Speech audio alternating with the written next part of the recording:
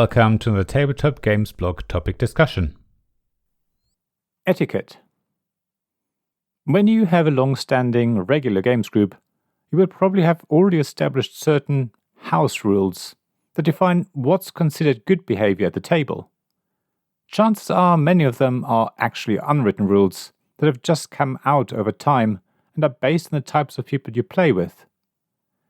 In this article, I want to try and talk about a few of these rules that are probably generally useful to have at games night, whether this is with a long-established group or people you've just met. One of the first rules I would like to mention is, don't attack the player in last place. Of course, it's not always clear who is actually in last place, because many games don't score until the end. So the rule should probably be more like, don't attack the player in the last place or who is otherwise in the weakest position. I think it's a rule that many people will follow without question. You don't really want to beat up the player who is in the worst position and is least likely to win. It just creates unnecessary bad blood among the players. Let people have a chance to catch up. In many games, following this rule shouldn't be an issue. However, there are some games where it's not so easy. Sometimes you have only two choices. Make a move that puts you in a terrible position, or do something that benefits you, but that puts the weakest player in an even worse position. If that's the situation, there really isn't a third option available to you, then I can forgive you for beating me up, even though I'm already way behind and have no hope of winning. Just make sure you explain this to me, so I don't get the impression you're just being horrible to me for no reason. After all, maybe I can spot something that would be a compromise. The flip side of the rule is, always beat up the player in the lead. Okay, maybe that's just our games group, but I do think it's fair if players team up to try and take the victory of the person who's hugely in the lead, and where there's no hope of a single player catching up by themselves. I appreciate that some games groups may prefer to just play a multiplayer solitaire game and allow the leader to take victory, but if you are a little bit competitively minded, then trying to stop the best player from winning should be acceptable.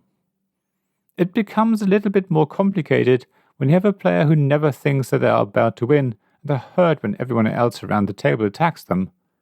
Again, maybe it's worth saying why you're attacking that player and pointing out the superior position they're in. They may still not believe you and still feel they're the target of everyone's wrath without any justification, even when they still eventually win the game despite the group's efforts to stop them. But at least you tried to explain why you're doing what you're doing. Having gotten the probably more controversial rules about player interaction out of the way, let's look at a rule that I think everyone can agree on. Don't be the backseat driver and tell everyone what to do. The concept of an alpha player is well known in cooperative games, but I think it also applies in competitive games. Sure, your group may love table talk and encourages everyone to suggest what other players should do on their turn, trying to lead them into making a terrible choice that puts them behind. But when you have someone at games night who has not played a specific game before, then maybe don't do that. Generally, it's always best to give people agency. Let them make their own mistakes. Allow them to make their own choices and see where they lead them. Don't be tempted to stop them from doing something that you think is the worst possible option. They may just need to play it out and see it for themselves, or they're just about to spot their mistake and take it back before they finish their turn. Of course, if someone specifically asks for help, then offer it. But even then, try only to guide them, rather than play the game for them.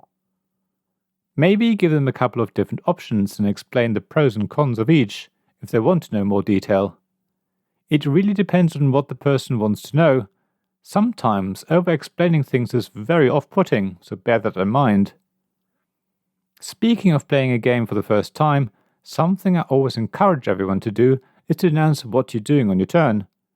Say out loud that you're doing the income action, which gives you 3 gold, because you have 3 ships in the harbour, and that it then allows you to spend 2 of those gold to buy 4 apples, because the location you're currently in sells apples for half a gold each. Be really specific and take it step by step. In my view, this has 2 advantages. You are less likely to make mistakes or forget to pay for goods or similar, and everyone else can see what you're doing and learn the game together with you. I know some people are so competitive that they don't really want to share too much information, in case it gives the other players clues about the strategy. But when it's your first game or second game, or when it's another player's first or second game, you really need to share and be open. I don't think it's necessarily expected to explain why you took one action over another, and what other plans you have in mind, but again, I think it's worth doing that when you or someone else in the group hasn't played the game before. One more thing I want to talk about is note-taking. I have a thing about the memory element in games.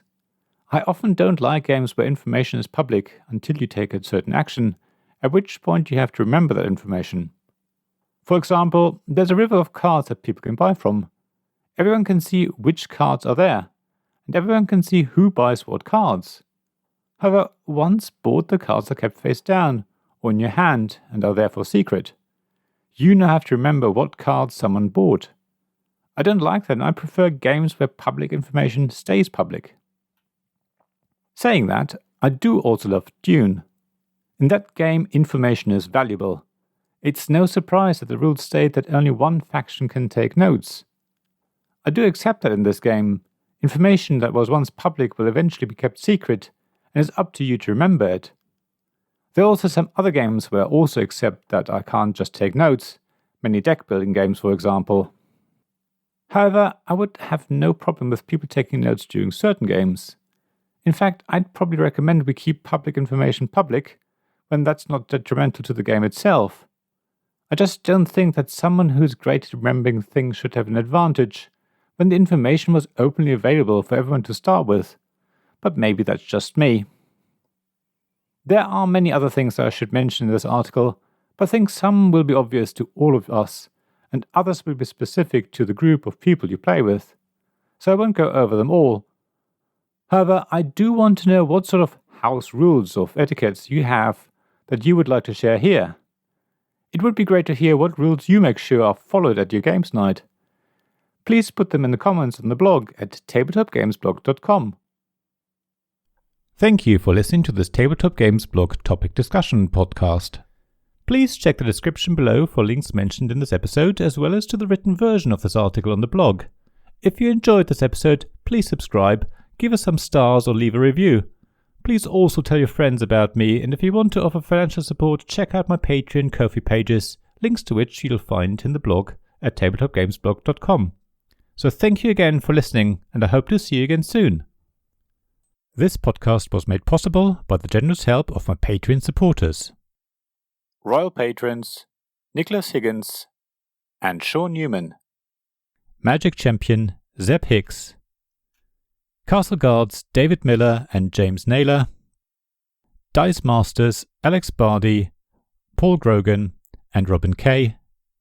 And Shining Lights Gavin Jones, Sarah Reed, Richard Simpson and Tim Vernick.